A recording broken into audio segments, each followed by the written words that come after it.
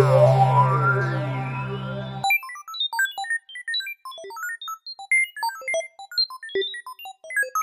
up, team? Welcome back to Atomic Science Bites. Today's star of the show, the electron. Come on, think.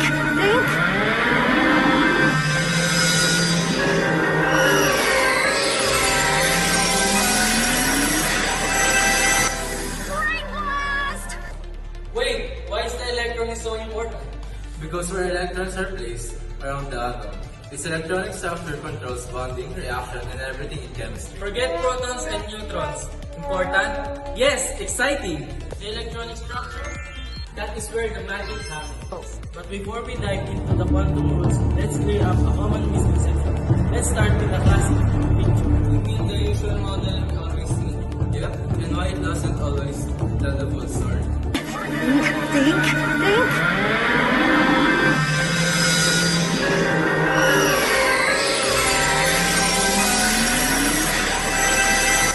Brain blast! All cities before, right? Okay, then center, and electrons moving around like perfectly the planets. Yeah, not exactly accurate, more like a big oversimplification. Wait, so electrons don't just orbit like that? Not really. They exist in regions of probability, not fixed paths. Number 1. Electrons are tiny spheres moving in a perfect, predictable circles. And misconception number 2. Those shells are actual paths or barriers. Not true. Those are just energy levels, not physical tracks. To really understand chemistry and modern technology, read the quantum model where things get a bit fuzzy.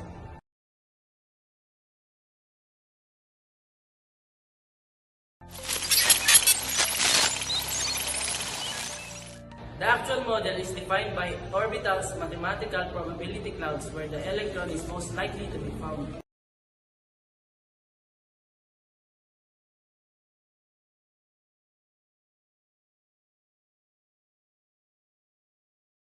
It's a hierarchy. Main energy levels split into subshells, each specific orbital shapes. Spherical S orbitals, dumbbell P orbitals. The further away their higher energy, the fuzzier and more complex they look. Think.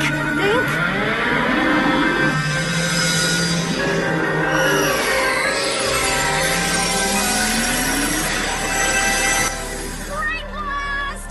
Poppies. Ever wonder why they are called SP and DF? It's not gold. The names actually come from early spectroscopy analyzing the light atoms in infrapresence.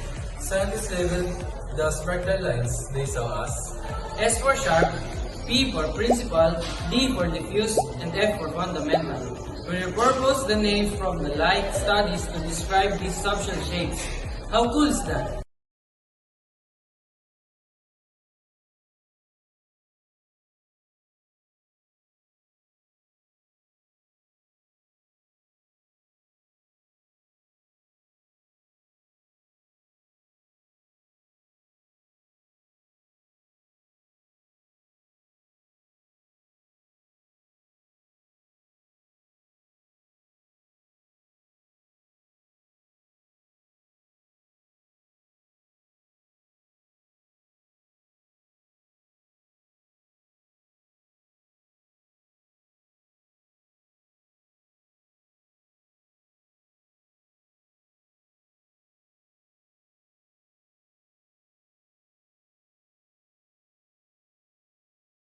Now, how do you place electrons in this complex structure? There's a rule, and scientists like Niels Bohr, Arnold Sommerfeld, Wolfgang Pauli, and Frederick Hundort, let's build a carbon atom. Carbon has 6 elements. First rule, start low and move high. We fill the lowest energy subshells first. That is the first principle, which is the Avogadro principle. second rule.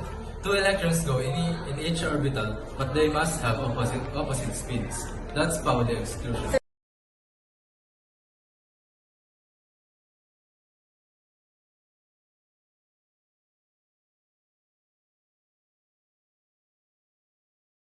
Come on, think.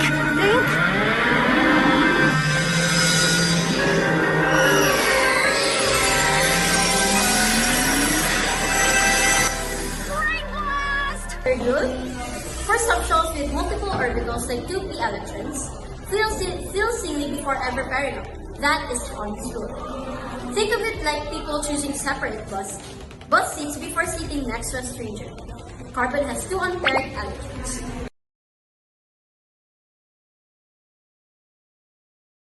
Come on, think.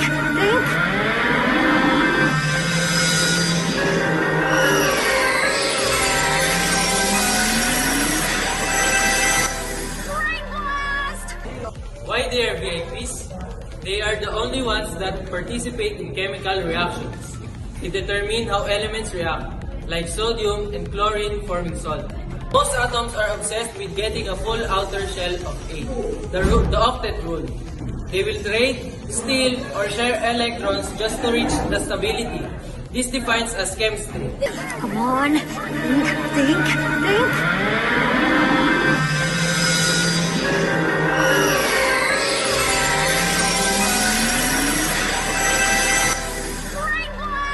The entire structure is the reason why we have electricity, colored robes, efficient batteries, and MRI scans. Before we go, a stellar destiny.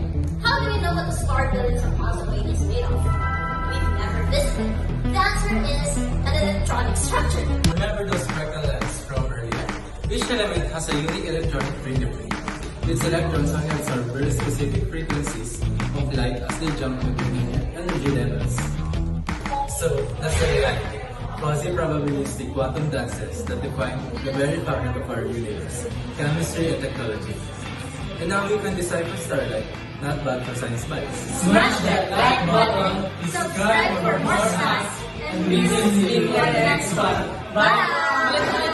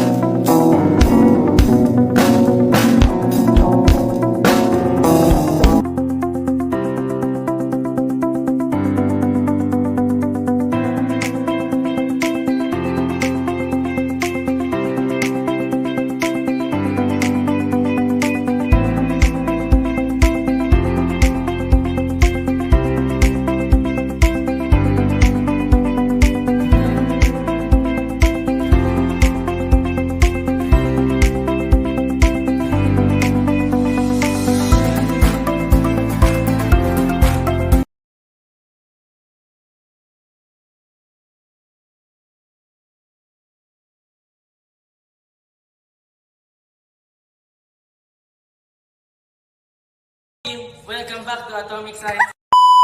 Go. But before we dive into... Ano? Putik na na. Go. You mean... Yung... Go. Go.